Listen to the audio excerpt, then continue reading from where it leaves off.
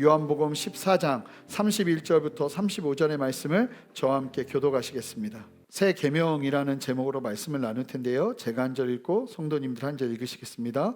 그가 나간 후에 예수께서 이르되 지금 인자가 영광을 받았고 하나님도 인자로 말미암아 영광을 받으셨도다. 만일 하나님이 그로 말미암아 영광을 받으셨으면 하나님도 자기로 말미암아 그에게 영광을 주시리니 곧 주시리라. 작은 자들아, 내가 아직 잠시 너희와 함께 있겠노라. 너희가 나를 찾을 것이나 일찍이 내가 유대인들에게 너희는 내가 가는 곳에 올 수 없다고 말한 것과 같이 지금 너희에게도 이르노라. 새 계명을 너희에게 주노니 서로 사랑하라. 내가 너희를 사랑한 것 같이 너희도 서로 사랑하라. 함께 읽겠습니다. 너희가 서로 사랑하면 이로써 모든 사람이 너희가 내 제자인 줄 알리라. 아멘. 자리에 앉으시겠습니다. 함께 기도하고 말씀 나누겠습니다. 하나님, 오늘 이 말씀을 통해서도 주님, 우리에게 말씀하시고자 하는 주님의 분명한 뜻이 있는 줄 믿습니다. 우리가 마음을 열고 주님의 말씀을 대하길 원하오니 이 시간 역사하셔서 우리의 말씀 가운데 함께 하시며 우리를 말씀의 사람으로 세우시는 주님 보게 하여 주시옵소서. 감사드리며 예수 그리스도 이름으로 기도합니다. 아멘. 자, 그러면 말씀을 나눠보도록 하겠습니다. 여러분, 사람을 설득하는 데 있어서 설득하는 다양한 방법이 있습니다. 그 중에 하나가 역설이라는 것이 있습니다. 영어로는 패러독스라고 하는데요, 이 역설이라는 표현으로 사람들을 설득하기도 합니다. 이 역설은 무엇이냐면, 아시는 분들 많으시겠지만 그래도 다시 한번 말씀드리면, 의미가 모순되고 이치에 맞지 않는 표현들을 던지면서 오히려 말하고자 하는 중요한 사실의 진리를 담아서 표현하는 방식입니다. 언뜻 보기에는 말이 안 되는 것 같은데 오히려 그 말이 안 되는 논리가 설득력을 갖고, 하지만 더 자세히 살펴보면 말이 되는 그러한 어떤 설득 방법을 역설이라고 말하죠. 그런데 잘 보시면 예수님께서 예수님을 믿고 따르는 우리 교회와 하나님의 나라로 살아가게 하시는 수많은 성도들을 향한 도전을 보면 수많은 역설들이 있는 것을 보게 됩니다. 맨 처음에 들으면 말이 안 되는 얘기 같아요. 그런데 자세히 믿음의 시선으로 바라보기 시작하고 그 말씀을 대하기 시작하면 그 속에서 진리를 발견하게 되는 것이죠. 그런데 만약 예수님 안에서 거듭나지 않는다면 성경에서 발견되는 이 놀라운 역설적인 도전들은 도대체 무슨 말인지 알아들을 수 없어서 이해되지 않는 사람들은 그 역설의 내용을 모순으로 이해해버리고 맙니다. 즉, 말도 안 되는 이야기라고 치부해버리고 만다는 것이죠. 그러나 역설적인 도전들은요, 거듭난 성도들에게는 생명 같은 진리로 다가오게 됩니다. 요한계시록을 보면 수많은 비유와 은유로 그리고 상징적인 표현들로 채워져 있다 보니까 이 요한계시록을 그냥 읽다 보면 도대체 무슨 말인지 알아들을 수 없는 말들로 가득 차 있습니다. 왜 그렇게 요한계시록을 썼냐면, 아시는 것처럼 당시 로마 사람들은 뿐만 아니라 예수 그리스도를 믿지 않는 사람들은 교회를 아주 오해하고 있었습니다. 그리고 무슨 이야기만 나오면 거짓 루머들을 퍼뜨리면서 교인들을 핍박하기 일쑤였습니다. 심지어는 성찬식을 하는데 이 성찬식은 상징적인 예수님의 떡 그리고 예수님의 포도주를 마시는 것이었는데, 이 사람들이 뭐라고 소문을 내기 시작했냐면, 그리스도인들은 아이를 잡아서 식인, 사람의 살을 먹고 피를 마시는 식인종들이다, 이렇게 소문을 내면서 극한 혐오감을 갖게 하는 일들을 해왔기 때문에 교회들은 조심할 필요가 있었습니다. 특별히 마지막 때에 대한 메시지들을 감출 필요가 있었어요. 그러다 보니 그리스도인이 아니라면 이해할 수 없지만 수많은 그리스도인들은 딱 보면 알 수 있는, 그리스도인들만 알 수 있는 은유와 비유와 상징적인 표현들로 진리를 감춰버린 것입니다. 근데 잘 보시면 성경 전체가 이 요한계시록적인 특징이 있습니다. 수많은 패러독스, 역설이 담겨져 있고 세상의 관점과 세계관으로는 이해되지 않는 내용들이 투성이지만 그 속에서 거듭난 사람들은 그 수많은 역설들 속에서 진리를 발견하고 진리 안에서 주님을 만나게 되는 역사를 누리게 되는 것입니다. 제가 왜 이렇게 길게 이야기하냐면, 오늘 본문의 시작을 보면요, 역설입니다. 도대체 이 상황에서 예수님은 왜 이런 말씀을 하실까? 과연 맞는 말인가 싶은 이야기가 처음 가장 먼저 선포되면서 시작되기 때문에 그렇습니다. 지난주 말씀을 통해서 우리가 보았지만 가룟 유다에게 사탄이 마음 깊은 곳으로 들어와서 가룟 유다를 잠식해 버렸습니다. 이 가룟 유다는 귀신 들리는 수준이 아니라 사탄 들림에 빠져 있었던 것입니다. 강력하게 사탄이 가룟 유다를 잠식해 버렸습니다.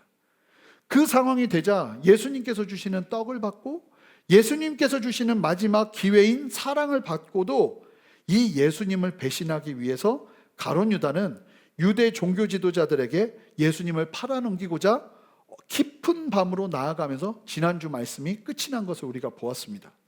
자, 그러면 이제 예수님의 십자가 고난과 죽음의 걸음이 실제적으로 시작된 것입니다. 이 사실을 제자들은 몰랐지만 예수님은 너무나 정확하게 아셨습니다. 가룟 유다가 어두운 밤으로 뛰쳐나가는 모습을 보고 이제 시작이구나. 고통의 시작, 고난의 시작, 배신의 시작이구나 하는 것을 예수님께서 정확하게 아셨어요. 그렇게 정확하게 아신 상황에서 예수님께서 다음과 같이 말씀하시면서 오늘 본문이 시작되는 것입니다. 자, 31절 말씀 함께 읽겠습니다. 그가 나간 후에 예수께서 이르시되 지금 인자가 영광을 받았고 하나님도 인자로 말미암아 영광을 받으셨도다.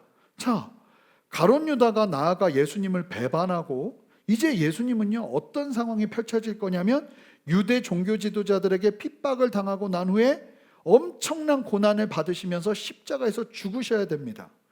이제 일어날 일은 바로 그러한 고난과 배신이 남겨져 있는 것입니다.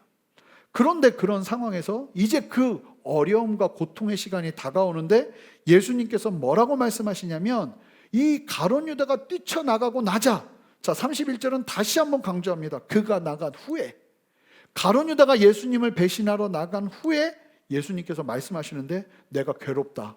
어떻게 가룟 유다가 그럴 수 있냐? 너희들도 배신할 것 같은데 그러면 안 된다. 이런 말씀을 하셔야 정상인데 예수님께서 뭐라고 말씀하시냐면 내가 영광을 받았고 하나님도 인자로 말미암아 영광을 받게, 나로 말미암아 영광을 받게 될 거라고 말씀하시기 시작한다는 거예요. 역설이죠. 도저히 예수님께서 왜 이렇게 말씀하시는지 이해가 되질 않습니다. 이게 왜 영광인가요? 이게 왜 영광의 모습이고 하나님은 또 예수님을 통해서 영광 받으시는 건가요? 예수님은 이제 배신당하실 거고 죽음의 고통을 당하셔야 되는데 이게 왜 영광이냐 하는 겁니다. 게다가 31절 말씀을 다시 한번 띄워주시면 예수님께서 스스로를 말씀하시면서 뭐라고 말씀하시냐면 인자라고 말씀하시면서 예수님을 설명하고 계십니다. 인자, the son of man, 하나님, 사람의 아들. 그런데 이 표현은요 우리에게는 그냥 인자다 이렇게 될 수 있지만 구약 시대 그리고 구약 성경을 사랑했던 사람들에게는 인자라는 표현을 예수님이 하시면 눈이 번쩍 띄는 표현입니다. 왜냐하면 인자는 메시아를 가리키는 말이었기 때문에 그렇습니다. 상징적인 표현이었어요. 자, 인자에 대한 표현이 어디 나오냐? 다니엘서 7장 13절부터 14절에 나옵니다. 우리 함께 다니엘서 7장 13절 14절 말씀을 한 목소리로 읽어보겠습니다. 내가 또 밤 환상 중에 보니 인자 같은 이가 하늘 구름을 타고 와서 옛적부터 항상 계신 이에게 나아가 그 앞으로 인도되매 그에게 권세와 영광과 나라를 주고 모든 백성과 나라들과 다른 언어를 말하는 모든 자들이 그를 섬기게 하였으니 그의 권세는 소멸되지 아니하는 영원한 권세요 그의 나라는 멸망하지 아니할 것이니라. 자, 이게 무슨 말입니까? 인자는 앞으로 이런 일을 경험하게 될 거다라고 구약 성경이 예언한 겁니다. 뭐라고 말하고 있냐면 이 인자는요 새 이스라엘의 대표로 나와서 하나님께로부터 권세와 영광과 나라를 받으시는데 유대인들 뿐만 아니라 모든 민족과 백성과 방언들이 이 인자에게 속하게 될 것이라고 이야기해요. 새로운 하나님의 왕으로, 하나님 나라의 왕으로 등극하시는 분이 인자라고 설명하고 있는 것입니다. 그런데 예수님이 내가 인자다 라고 이야기하는데 하필이면 내가 인자라는 설명을 해야 되는 그 구절이 어디냐면 어떤 장면이냐면 오늘 본문을 보세요. 자, 오늘 본문 고백대로라면 예수님은 가룟 유다의 배신과 가작 극악무도한 죄수에게 주는 십자가의 형벌로 죽는 그 자리에서 하나님의 나라의 권세와 영광, 인자로서의 그 권세를 받으시게 된다고 이야기하고 있는 거예요. 여러분, 왕으로 등극하려면 어떻게 해야 됩니까? 요즘 대권 막 이거 굉장히 이제 이슈잖아요. 대통령이 되려면 어떻게 해야 됩니까? 사람들에게 알려져야 되고요. 능력이 드러나야 되고요. 여러 우리가 생각하는 세상의 영광적인 모습들이 드러나야 되죠. 그런데 예수님께서 뭐라고 말씀하시냐면, 나는 이제 배신당하고 나는 이제 죽을 텐데, 그런 내가 비로소 그 상황이 되어서야 하나님의 나라와 영광과 권세를 받게 될 것이라고 이야기하고 있다는 거예요. 역설이에요. 예수님의 이 땅의 생애에서 가장 극심한 배신과 가장 극심한 모욕과 가장 극심한 고통이 예수님에게 임할 것인데, 예수님은 이 상황이 영광 받으실 상황이고 이때야 비로소 인자라는 말씀을 쓰시면서 예수님께서 이제 권세를 받으시게 될 것임을 선포하기 시작하시는 것입니다. 이 상황에서 예수님이 영광 받으실 상황이다 이야기하는 것을 어떻게 우리가 이해할 수 있을까요? 여러분, 이 부분을 이해하기 위해서, 예수님은 이제 십자가의 고난을 당하셔야 되고 배신을 당하셔야 되는데 나에게 영광이다 말씀하시는 이 부분을 이해하기 위해서 우리에게 가장 먼저 이해되어져야 될 중요한 진리는 뭐냐면 영광에 대한 이해예요. 예수님께서 때가 되고 중요한 상황만 되면 끊임없이 영광을 말씀하셨습니다. 오늘 설교 말씀을 준비하면서 제가 알게 된 사실이 뭐냐면, 생각보다 우리가 영광을 너무나 많이 오해하고 오용하고 잘못 사용한다는 거예요. 여러분, 하나님의 영광이 무엇입니까? 하나님께 영광 돌려드려야 된다는 것이 무엇입니까? 그럼 우리는 어떻게 하나님께 영광 돌려드릴 수 있는 것입니까? 이 부분에 대한 분명한 이해를 오늘 말씀을 통해서 우리가 함께 가졌으면 좋겠습니다. 여러분, 일반적인 영광의 의미를 보면 우리 가치 기준의 정점에 이를 때 영광이라는 단어를 사용합니다. 이 영광의 사전적인 뜻도 어떤 뜻이냐면, 훌륭함을 나타내거나 이루어 이름이 빛나고 자랑스럽게 되는 상태를 영광이라고 합니다. 이것이 세상의 영광에 대한 이해예요. 영광 받았다 하면 우리는 똑같은 이 이해로 영광을 바라보죠. 그런데요, 잘 보니까 성경은요, 이런 영광을 뭐라고 설명하냐면, 갈라디아서 5장 26절 말씀 한 목소리로 읽겠습니다. 헛된 영광을 구하여 서로 노엽게 하거나 서로 투기하지 말지니라. 헛된 영광이라고 이야기하고 있습니다. 여러분, 세상의 영광을 뭐라고 말하냐면, 우리가 기본적으로 가지고 있는 영광에 대한 이해를 뭐라고 말하냐면 헛된 것이다 라고 이야기하고 있다는 겁니다. 헛된 영광은 원어로 살펴보면 빈 영광, 공갈 영광, 허탄한 영광, 영광인 줄 알았는데 보니까 아무것도 아닌 것이 바로 이 헛된 영광입니다. 이 세상의 영광을 뭐라고 말하냐면 헛된 영광이라고 이야기하고 있습니다. 가치 있는 진짜 영광인 줄 알았는데 후에 보면 빈 껍데기인 거예요. 게다가 이 헛된 영광을 구하는 인생의 마지막은 뭐냐면 서로 노엽게 하거나 투기하는 열매를 맺을 뿐이라고 이야기하고 있다는 거예요. 그러니까 지금 말씀드린 것처럼 세상에서 인정받는 세상의 영광을 위해서 열심히 살면 마지막에 남게 되는 열매가 무엇인지를 성경이 말하냐면 서로 노엽게 하거나 투기하는 열매를 맺을 뿐이라고 말하고 있다는 거예요. 그렇다면 성경적인 영광은 무엇일까요? 무엇이 성경적인 영광일까요? 여러분, 하나님의 영광이 뜻하는 기본 의미는요, 영광은 다른 것이 아니라 하나님의 하나님 되심이 드러나는 것, 하나님의 하나님 되심이 그대로 계시되는 것을 성경은 영광이라고 이야기합니다. 여러분, 다른 것이 영광이 아니라 하나님의 하나님 되심이 우리가 있는 자리에서 드러나면 그곳에서 영광이 드러나는 것입니다. 그렇다면 우리가 어떻게 영광 돌려드릴 수 있을까요? 여러분, 하나님의 지혜와 능력과 하나님의 성품이 드러날 때 여러분, 하나님은 영광 받으시는 거예요. 예를 들어 보겠습니다. 우리가 예배를 통해서 찬양을 하잖아요. 찬양이 뭐죠? 하나님의 행하심, 하나님이 어떤 분이신지를 자랑하고 칭찬하는 게 찬양입니다. 여러분, 이 시간을 통해서 하나님이 어떤 분이신지를 우리가 말하기 시작하는 거예요. 그러면요, 그 하나님 되심을 드러내는 곳에 무엇이 임하는 거예요? 영광이 임하는 거예요. 여러분, 영광은요, 느낌적인 게 아닙니다. 영광하면 안개가 있어야 될 것 같고 무슨 막 서광이 비쳐야 될 것 같고, 이게 영광이 아니라 하나님이 어떤 분이신지를 말하기 시작하고 하나님이 어떤 분이신지를 드러내기 시작하면 거기가 영광이 된다는 것입니다. 여러분, 어두운 가운데 빛을 비추는 건 하나님의 영광을 선포할 때 일어나는 일입니다. 여러분, 영적 전쟁 가운데 빛을 비추는 건 하나님의 영광을 선포할 때 일어나는 일이에요. 다른 것이 아닌 거예요.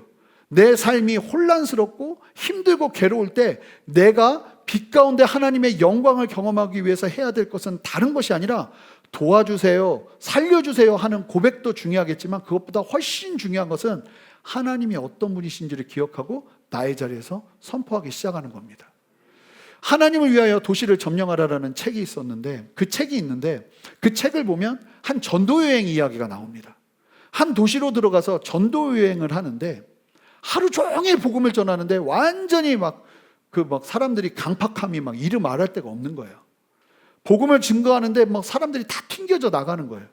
분명히 복음에는 문제가 없는데 계속 그 도시에서 복음을 증거하는 하루 종일의 일을 통해서 결과물이 너무나 없는 거예요. 힘든 거예요. 막 지치고. 그러면서 그 다음날 똑같이 그 도시로 들어가서 복음을 전해야 되는데 그 팀이 한 아주 중요한 작업이 있었어요. 무엇을 했냐면 다른 무엇보다 이 도시에 하나님의 영광이 임하기를 선포하면서 뭐를 먼저 했냐면 하나님을 인정하면서 하나님의 이름을 높여드리면서 찬양하기 시작한 거예요. 사역을 하기 전에 도시의 중심부에서 자기들끼리 모여서 이곳이 하나님의 땅임을 선포하고 하나님이 이 도시를 만드셨음을 선포하고 하나님이 이 도시의 주인님을 선포하면서 주님 앞에 하나님의 하나님 되심을 드러낸 거예요. 근데 놀라운 사실은 간증이 뭐냐면 아니 똑같은 도시를 복음을 증거하는데 그렇게 영광의 빛을 비추고 난 다음에 복음을 증거할 때 열매가 달라지기 시작하는 것이죠. 그러면서 하는 얘기가 뭐냐면 영적 전쟁의 가장 강력한 무기는 하나님의 영광을 드러내는 예배라는 거예요. 여러분 잘 보시면 여러분 하나님의 하나님 되심이 드러나는 그곳에 하나님의 영광이 임하는 거예요. 여러분 그러기 때문에 예수님께서 이렇게 말씀하신 겁니다. 가룟 유다가 예수님을 팔기 위해 뛰쳐나갔지만 결국은 그 일을 통해서 하나님은 예수님의 아들 되심, 하나님의 아들 되심을 십자가상에서 드러내실 것이고 하나님의 하나님 되심, 하나님의 사랑을 그 십자가상에서 드러내실 것이기 때문에 예수님께서 말씀하시는 거예요. 나에게는 고통스럽지만 결국은 그 일을 통해서 하나님의 하나님 되심이 나타나실 것이기에 영광이라고. 그래서 지금 나를 배신하러 가룟 유다가 떠났지만 그 시간이 나에게는 영광이요, 이 시간을 통해서 하나님 아버지도 영광 받으신다고 선포하고 있는 거예요. 이게 성경이 말하는 오늘날 우리에게 도전하는 영광이라는 거예요. 참으로 놀랍죠. 신비로운 거예요. 이제 예수님께서 겪으셔야 하는 십자가의 죽음으로까지 이어지는 모든 상황이 세상의 눈으로 본다면 처참한 상처와 아픔과 고통의 시간일 수 있지만 예수님은 결국 예수님의 하나님 되심, 예수님을 이 땅에 보내신 하나님의 뜻을 그 십자가상에서 온전하게 드러내실 것이기 때문에 그 자리가 영광의 자리라고 말씀하신다는 겁니다. 사랑하는 성도 여러분, 이 영광의 시각으로 본다면 우리가 주님의 말씀 앞에 순종하고 주님의 뜻을 세상 가운데 온전히 드러내는 결단을 행하고도 실패할 때가 있습니다. 아니 실패는 아닌데 실패처럼 여겨질 때가 있습니다. 세상의 영광과 거리가 먼 결과를 경험할 수 있습니다. 그런데 그것을 함부로, 저도 실패라고 말했지만 함부로 우리가 실패라고 여기거나 좌절과 낭망의 상태로 몰아가면 안 되는 거예요. 만약에 우리의 걸음이 정말로 하나님을 드러내고자 하는 선택의 자리였다면 하나님은 그 자리에서 영광 받으십니다. 여러분 믿으십니까? 실패의 자리가 절대로 아니라는 것입니다. 예수님에게 지금 펼쳐지는 상황은 제자의 배신과 죽음과 정말 더 이상 어떤 것도 할 수 없는 절망의 상황으로 몰아가는 상황을 예수님이 겪으시겠지만 실패가 아니라는 거예요. 예수님은 말씀하시는 거예요. 이제 내가 영광을 받기 시작한다고요. 반면에 세상에서 인정받는 영광을 얻었다 해도 그 자리가 헛된 영광의 자리일 수 있습니다. 기도 없이 걷는 걸음, 주님의 뜻과 상관없이 걸어내는 그 자리에서 누린 세상의 영광은 여러분 헛된 영광일 수 있다는 것입니다. 여러분 그리고 예수님의 말씀을 잘 보시면요, 예수님이요 그 힘든 자리도 영광이라고 말씀하실 수 있었다. 십자가의 죽음, 사랑하는 제자의 배신조차도 나에게 영광이라고 말할 수 있었던 데는 영광의 또 다른 측면에 대한 이해가 있으셨기에 예수님이 말씀하실 수 있었던 거예요. 여러분 예수님께서 영광 받으셨다고 말하는 십자가의 자리, 배신의 자리, 질문 드려보겠습니다. 그 자리가 정말 예수님께 마지막 자리셨나요? 십자가의 자리, 배신의 자리로 예수님은 끝나신 겁니까? 아니라는 거예요. 자, 영광의 또 다른 측면을 우리가 함께 보게 될 건데, 예수님께서 십자가에서 죽으신 것이 끝이 아니었습니다. 배신당하신 것이 끝이 아니었습니다. 죽음은 부활로 이어졌고, 예수님을 팔았던 가룟 유다는 죄책감으로 자살하는 안타까운 결과를 가져왔지만, 그 외에 도망쳤던 모든 제자들은 후에 복음의 일꾼이 되어 사도로 놀라운 사역을 감당하는 예수님의 제자 훈련의 놀라운 열매를 나타내게 됩니다. 그리고 아시는 것처럼 예수님은 부활하셔서 참으로 영광스러운 자리에 오르시게 됩니다. 즉, 하나님께 영광 돌려드렸던 십자가의 자리가 끝이 아니었다는 겁니다.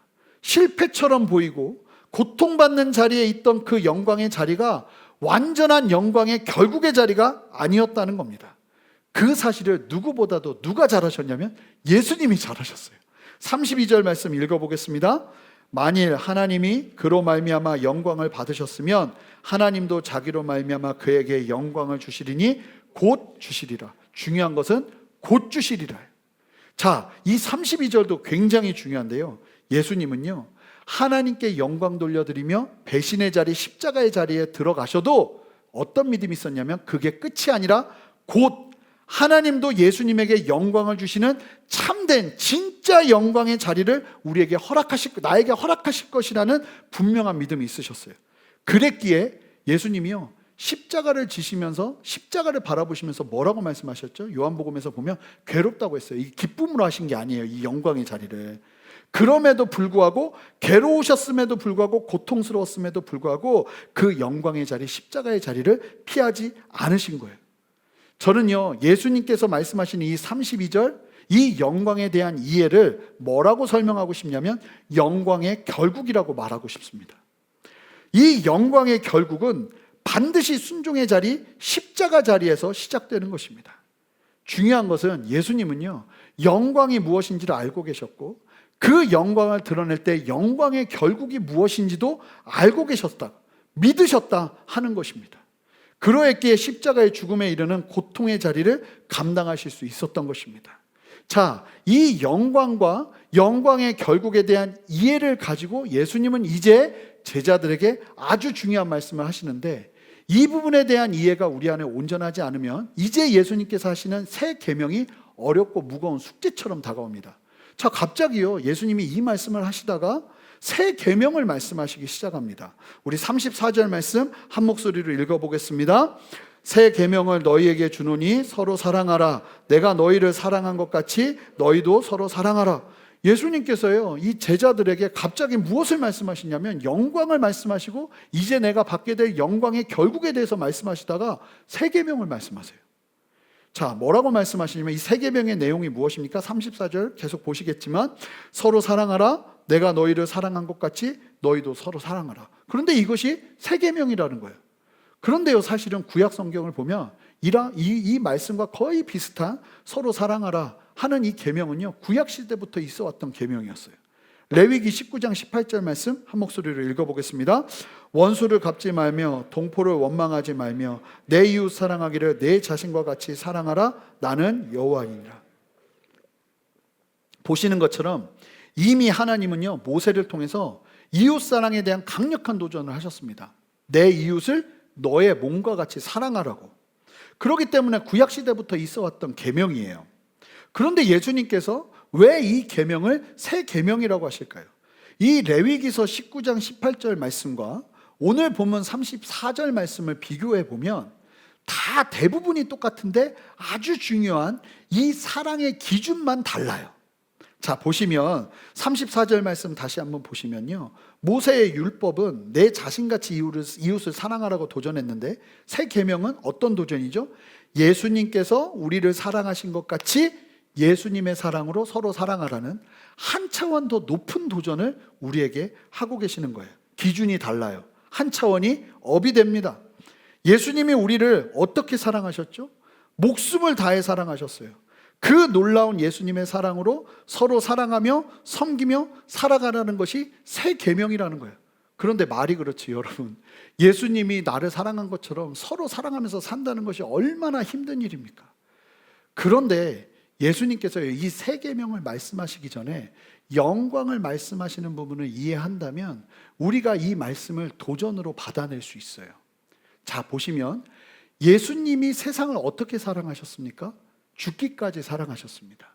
그런데 예수님이요, 십자가에서 죽으러, 우리를 사랑하기 위해서 십자가에 죽으러 가실 때 막 기쁨으로 노래 부르시면서 부름받아 나서님은 어디든지 가오리다 하면서 가셨을까요? 말씀드린 것처럼 예수님이 세상을 사랑하기 위해서 사랑하신 방법은 막 기쁘고 즐겁고 행복하고 이런 것이 아니었습니다. 예수님께서 세상을 사랑하신 방법은요, 괴로운 길이었습니다. 아시는 것처럼 예수님께서 십자가를 져야 되는 상황이 펼쳐지자 괴롭다고 말씀하셨어요. 여러분, 이게 은혜가 되셨으면 좋겠어요. 예수님이요, 이 땅을 사랑하시기 위해서 걸어내셨던 걸음은요, 사실은 기쁘고 즐겁고 막 행복한 걸음이 아니라 괴로운 걸음이었다는 거예요. 그런데요, 이 괴로운 걸음임에도 불구하고 예수님으로 하여금 그 걸음을 걷게 한 궁극적인 동기는 무엇이었냐면 언제나 영광이었어요. 자, 괴롭다고 말씀하시면서 그때도 하나님의 영광을 말씀하셨어요.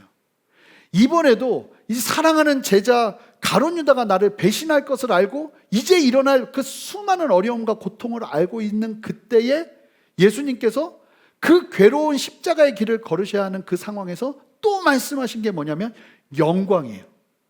괴로워도 슬퍼도 걸어낼 수 있는 건 예수님께서 분명한 영광의 이해를 가지고 계셨기 때문에 그 걸음을 걸어내실 수 있었던 거예요. 사랑하는 성도 여러분, 우리가 신앙생활을 하면서 온전한 영광에 대한 이해가 없으면요, 예수님처럼 사랑하라는 삶을 살아낼 수가 없어요. 영광의 결국에 대한 분명한 시각이 없으면 세상 사람들을 예수님이 사랑하신 것처럼 사랑하라는 삶을 살아낼 힘이 없어요. 예수님도요, 무엇으로 그 십자가의 길을 감당하셨냐면 영광에 대한 분명한 이해와 신앙으로 그 십자가의 길을 감당하셨던 거예요. 하나님이 드러내는 길이라면, 하나님이 드러날 수 있는 길이라면 내가 그 길을 가장 가치 있게 여기고 그 길이 나를 괴롭게 하고 힘들게 해도 선택할 수 있는 힘이 예수님에게 있으셨던 거예요. 예수님이 세상을 그렇게 사랑하면서 십자가를 지실 수 있었던 것은 예수님의 삶의 우선순위가 하나님의 영광 안에 있었기 때문이라는 겁니다. 배신과 도망침, 예수님께서 세상을 너무나 사랑하신 3년 반 동안의 결과가 그와 같은 것이었음에도 불구하고 오해와 미움과 죽임당하심이 예수님의 사랑의 결과인 것처럼 보임에도 불구하고 예수님께서 끝까지 그 자리를 포기하시지 않았던 이유가 어디 있었을까요? 그렇습니다. 그 자리가 영광의 자리라는 것을 아셨기에 예수님은 그 자리를 선택하실 수 있었던 것입니다. 예수님께서 그럼에도 그렇게 세상을 사랑하실 수 있었던 것은 영광에 대한 분명한 이해가 있으셨고, 그렇게 순종하며 사랑을 나타내신 영광의 결과에 대한 분명한 믿음이 있으셨던 거예요. 이게 끝이 아니라는 믿음이요. 예수님의 사랑의 결과는 배신과 십자가의 죽음이 아니었어요. 부활과 생명과 변화, 이런 것들이 사랑의 결과였던 것입니다. 사랑하는 성도 여러분, 예수 그리스도를 통해서 거듭나야 비로소 진정한 영광이 무엇이고 영광의 결국이 무엇인지를 알 수 있다고 말씀드렸는데 마찬가지예요. 이 세 계명도 거듭남을 통해서 영광, 그 영광을 위해서 살아가야 되는 나의 삶의 동기, 나의 삶의 부르심을 분명하게 이해하는 사람들이 그 세 계명을 따라 순종하며 사랑하며 나아갈 수 있다는 것입니다. 결국 31절과 32절을 온전하게 이해해야 34절의 세 계명의 말씀을 믿음으로 받아낼 수 있는 것이에요. 어떻게 우리가 세상 사람들을, 나를 괴롭게 하는 사람들을, 하나님께서 도전하신 그 사람이 나를 배신하는 상황 속에서도 여전히 변함없이 사랑할 수 있을까요? 그 사람이 나에게 무엇인가를 해서가 아니라 내가 그럼에도 불구하고 또 그 사람을 사랑할 때 하나님 되심이 나타날 수 있다면 내가 그 자리를 선택할 수 있습니다 하는 영광에 대한 분명한 시각이 있을 때 가능하다는 거예요. 상대방을 바라보면 우리는 사랑할 수 없어요. 예수님도요, 가룟 유다 바라보고 제자들 바라봤으면요 벌써 지치셨을 거예요. 그런데 예수님은요, 제자들이 중요했던 것이 아니라, 제자들의 어떠함이 중요했던 것이 아니라 하나님의 영광이 중요하셨어요. 그러니 제자들이 배신해도 그 영광의 자리를 또 선택하실 수 있으셨던 거예요. 그러면서요, 예수님께서 뭐라고 말씀하시는지 아십니까? 35절 말씀 읽어보겠습니다. 함께 읽겠습니다. 너희가 서로 사랑하면 이로써 모든 사람이 너희가 내 제자인 줄 알리라. 그러면서 이 세 계명이 얼마나 중요한지를 말씀하시는데요, 세상이 우리가 예수님의 사람임을 알 수 있는 길은 열심히 예배드리고 성경 열심히 읽고 십자가 목걸이 달고 다니는 그런 것에 있다고 이야기하고 있지 않다는 겁니다. 중요하지 않다는 게 아니에요. 우리가 하나님의 사람임을 드러낼 수 있는 가장 좋은 방법은 예배나 기도나 이런 신앙적인 어떤 형식이 아니라는 거예요. 다른 무엇보다 우리가 서로 예수님의 사랑으로 사랑하기 시작할 때, 그때 세상의 모든 사람들이 우리가 예수님의 제자인 줄 알게 될 거라는 거예요. 여러분, 우리의 정체성은 우리가 서로 사랑하는 사랑 안에서 발견되는 겁니다. 여러분 보세요. 이 땅에 이렇게 예수님 믿는 사람들이 많은데 세상 사람들이 우리가 그리스도의 사람이라는 것을 잘 아나요? 많이 모르는 것 같아요. 쉽지 않아요. 우리를 인정하려 하지 않아요. 왜 이런 일이 벌어지는 걸까요? 예수를 믿으면서 살아가는 우리의 삶의 자리를 보면 개인의 삶도 교회도 어떻습니까? 여러분, 혹시 우리가 지금 이렇게 살고 있지 않습니까? 옳고 그름만을 이야기하고 싸우느라 바쁘고 대적하느라 바쁘고 이것이 하나님의 나라를 위한 일이라고 생각하고 정말 열심히 대립의 각을 세우고 견제하고 신뢰하지 못하고 교회 안에 끊임없는 견제와 신뢰하지 못함이 있고, 그래도 이루어가야 될 사명을 위해 살아간다 하면서 그렇게 살아가고 있지는 않느냐 하는 말입니다. 물론 이런 것들이 필요 없다는 건 아닙니다. 그러나 이런 것이 우리의 정체성을 대변해 주지 않는다는 겁니다. 제가 목회자로서 부끄러운 이야기지만 제가 신학교 학부를 다니는데 그때 교단 총회를 어디서 했냐면 신학교 대강당에서 했어요. 이게 안 좋아요. 왜 안 좋은지 제가 설명을 드릴 텐데, 이 신학교 대강당에서 1년에 한 번씩 목사님들이 다 같이 모여서 교단의 중요한 문제들을 같이 논의를 합니다. 그때 1층에는 목사님들이 아닌 사람은 들어갈 수 없어요. 그런데 2층에는 신학생들이 들어가서 총회를 관람할 수 있어요. 근데 제가 1학년 때 총회가 하니까 신학생들은 와서 구경할 수 있습니다, 함께 보실 수 있습니다, 관람하실 수 있습니다 하길래 저는 막 너무 기대가 되는 거예요. 도대체 목사님들이 같이 모여서 어떤 회의를 할까 막 기대하고 2층에 올라갔어요. 깜짝 놀랐어요. 왜 깜짝 놀랐는지 아세요? 싸우고 난리도 아니에요. 진짜 뭐 그냥 싸우는 게 아니고요, 막 고성이 오고 가고요, 막 거친 말들이 오고 가고요. 왜 이렇게 싸워대는지 모르겠어요. 그럼 막 보다가 나중에는 어떤 마음이 드냐면 막 시험이 들 정도로 전쟁을 방불케 하는 상황들이 막 펼쳐지는 거예요. 근데 잘 보면요, 다 하나님의 나라와 영광을 위해서 싸우고 있어요. 보니까 다 이것이 하나님의 뜻이다 하면서 피 터지게 싸우고 있어요. 거기에서 사랑은 보이질 않아요. 오늘날 교회들을 보세요.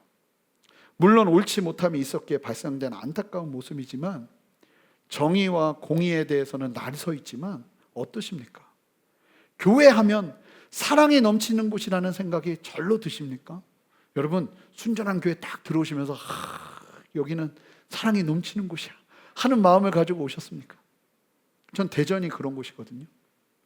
제 고향 대전. 저는 대전역에서 자랐어요. 대전역에서 태어나서 대전역 쪽에서 항상 어린 시절 자랐어요. 대전을 가면 대전역에 딱 도착하면요, 제 마음이 그냥 풀어집니다. 그 대전역 광장에 딱 가면 아무것도 없어요. 굉장히 지저분해요.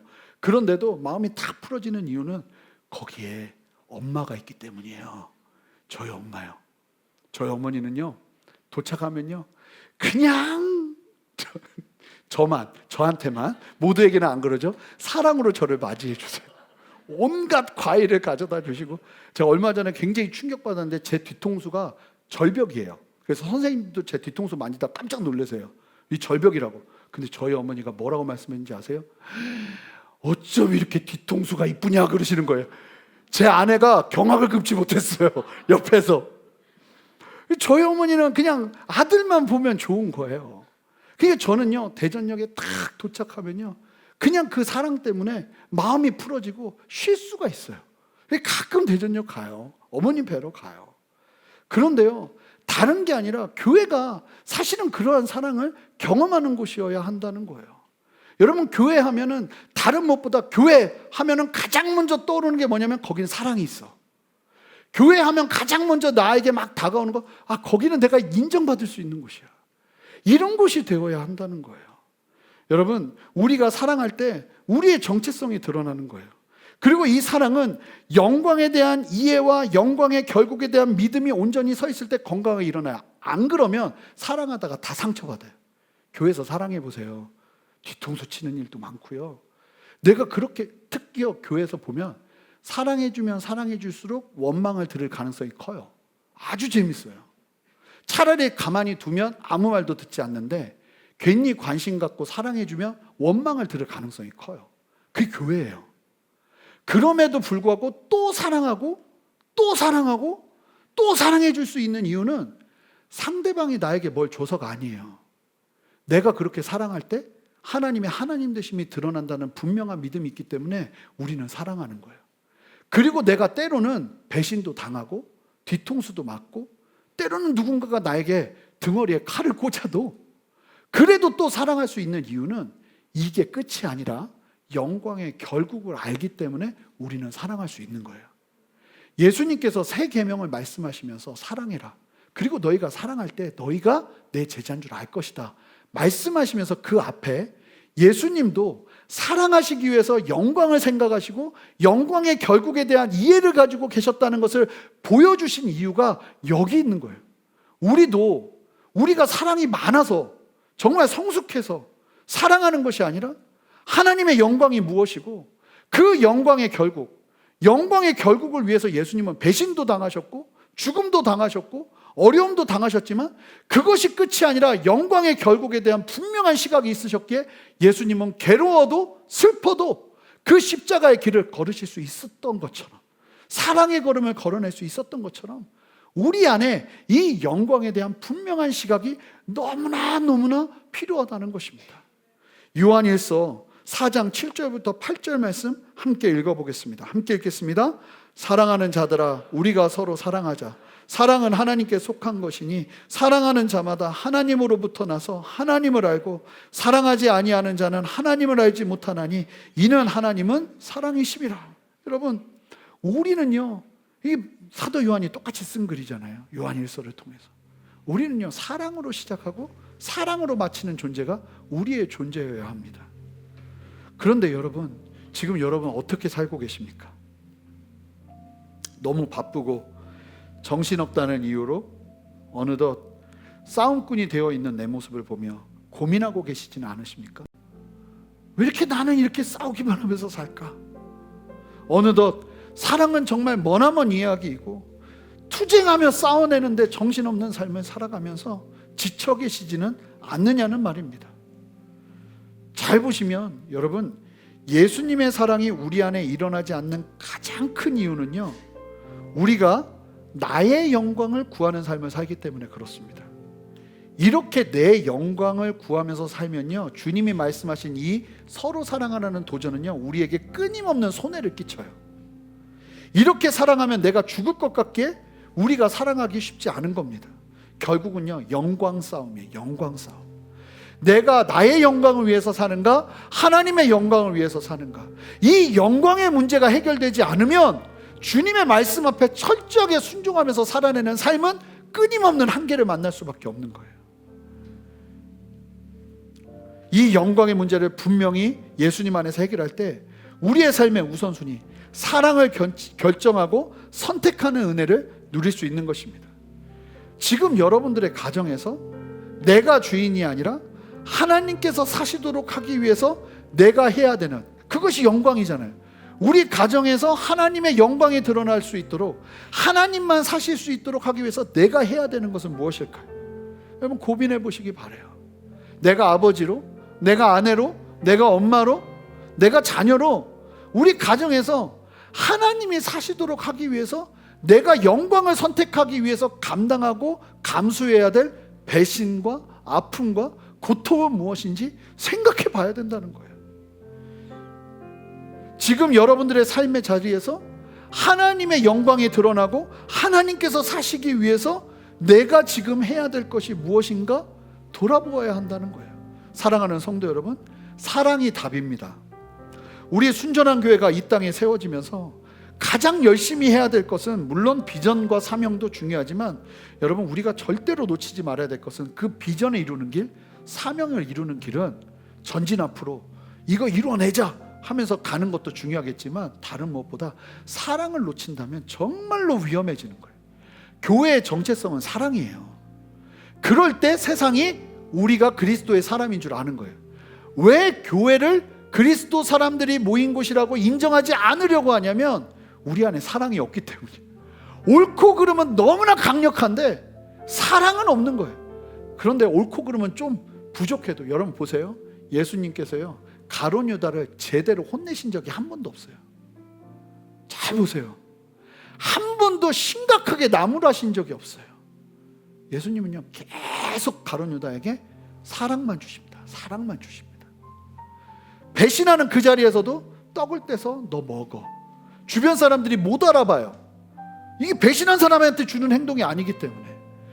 그것이 바로 우리가 살아내야 되는 삶이라는 거예요. 예수님께서 그렇게 배신할 것을 알면서도 떡을 주실 수 있었던 이유는 영광에 대한 이해.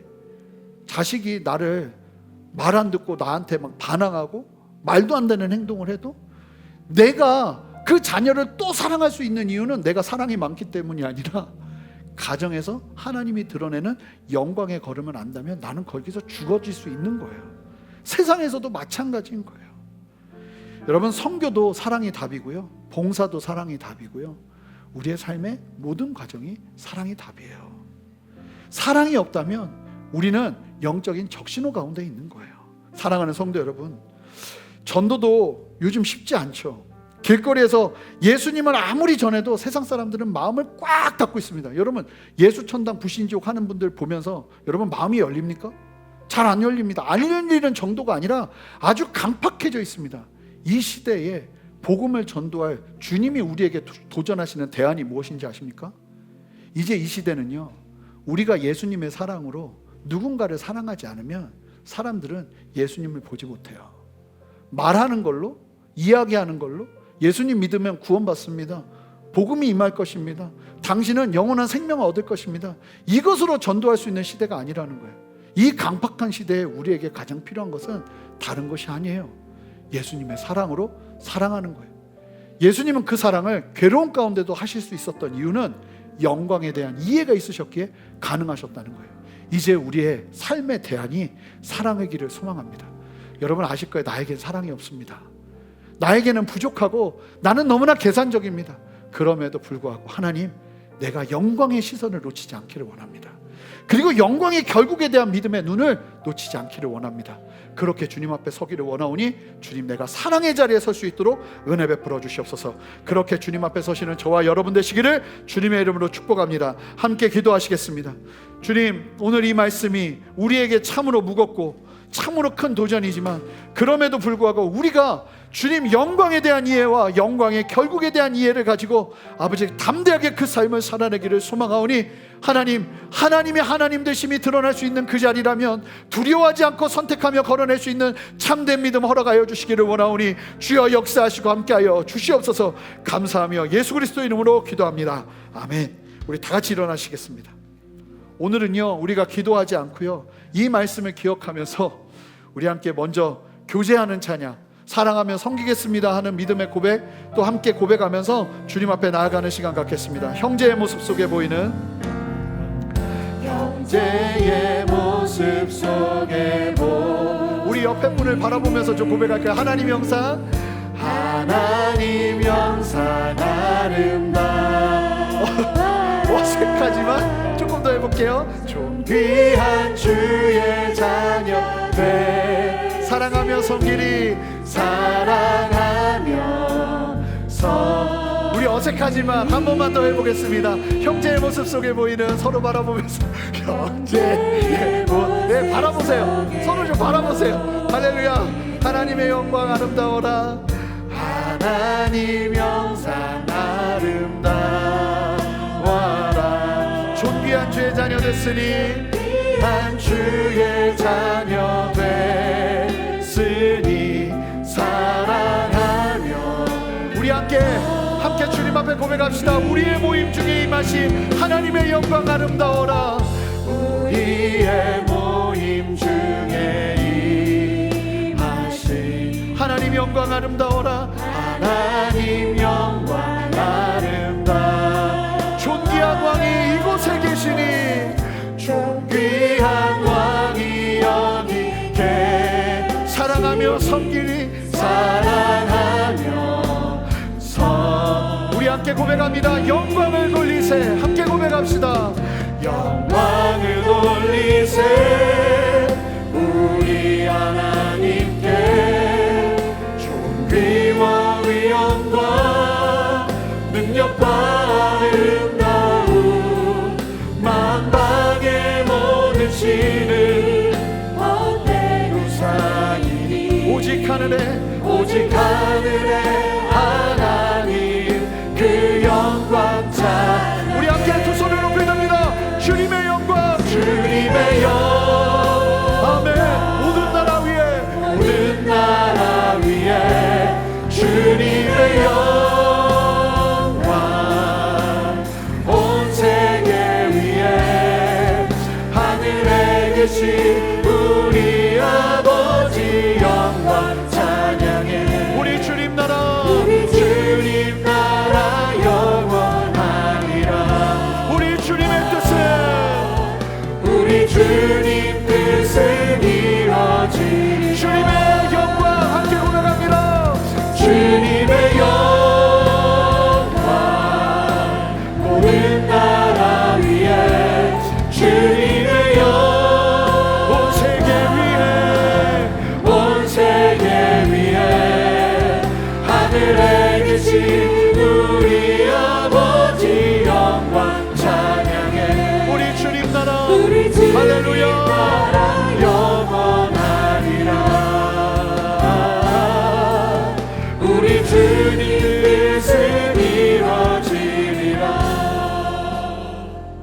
한 가지만 기도하기를 원하는데, 여러분들 중에 주님이 말씀하시고 도전하셔서 사랑했다가 사랑을 결정하고 나갔다가 큰 상처를 받은 분들이 계신다면 예수님 같은 경우 아니겠어요?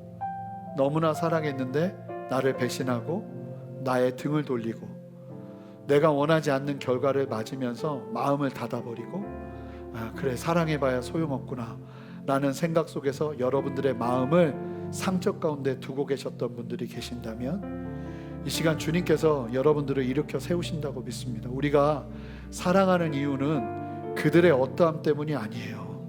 그 자리에 하나님의 영광이 보이기 때문이에요. 거기에서 우리가 사랑하기 시작할 때 하나님의 영광이 드러나기 때문이에요. 그 사랑은 나의 사랑이 아니라 하나님의 사랑이기 때문이에요. 우리 다시 한번 주님 앞에 기도하기를 원하는데, 하나님 그럼에도 불구하고 주님 내가 다시 사랑의 자리로 들어가겠습니다. 하나님 나에게 힘을 주십시오. 영광에 대한 이해를 주십시오. 영광의 결국을 바라보는 믿음을 더하여 주십시오. 나를 어렵게 한 사람이 자녀일 수도 있고 배우자일 수도 있고 아버지 또 직장의 동료들일 수도 있고 그 여러 다양한 상황일 수 있지만 그럼에도 불구하고 다시 내가 사랑하는 것을 놓치지 않고 주님 앞에 서기를 원하오니 주님 나에게 영광의 시각을 허락하여 주시옵소서. 그렇게 두 손을 들고 주님 앞에 간절히 기도하며 나가기를 원합니다. 여러분 구체적으로 기도하시기 바라요. 그래도 내가 포기하지 않고 사랑하겠습니다. 그래도 주님처럼 일어서겠습니다. 그 믿음의 결단으로 나가시기 바랍니다. 함께 기도하겠습니다. 기도하며 나갑시다. 할렐루야. 주님 우리 안에 역사하시는 주님을 찬양합니다. 역사하시고 말씀하시는 주님을 찬양합니다. 주님 은혜 베푸시고 함께하여 주셔서 하나님의 마음과 하나님의 뜻을 온전하게 누리며 설 수 있도록 주님 역사하시고 은혜 베풀어 주시옵소서. 주님의 마음과 주님의 뜻을 온전히 나아가기를 원합니다.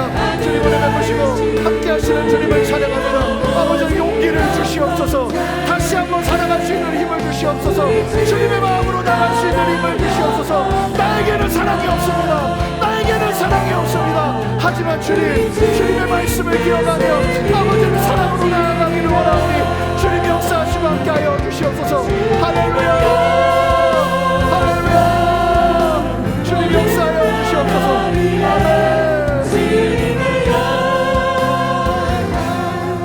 여러분 하나님이 분명히 이 시간을 통해서 지금 예배하고 계시는 여러분들의 모든 자리에서 일하기를 원하시는데, 하나님 어느덧 내가 싸움닭이 되어버렸습니다. 사랑을 놓쳐버리고 너무나 강팍한 심령으로 이 땅을 살아가고 있습니다. 하나님께서 이 시간 아버지를 허락하여 주셔서 주님의 사랑을 나에게 부어주시옵소서. 그래서 깊은 바다 속에서도, 거친 풍랑 속에서도 잠잠케 되어지는 아버지의 그 놀라운 사랑을 경험하며 내가 회복되어지기를 원하오니, 주님 사랑이 답이 되는 인생으로 나를 세워 주시옵소서. 그렇게 주님의 사랑을 경험하기를 원합니다. 그렇게 회복이 필요한 분들이 계세요. 여러분 두 손을 드시기 바랍니다. 하나님, 나에게 주님의 사랑을 부어 주시옵소서. 주님께서 놀랍게 부으실 것이에요. 우리 주님의 이름 한번 크게 부르며 주님의 사랑을 간구하며 기도하며 나갑시다. 주여,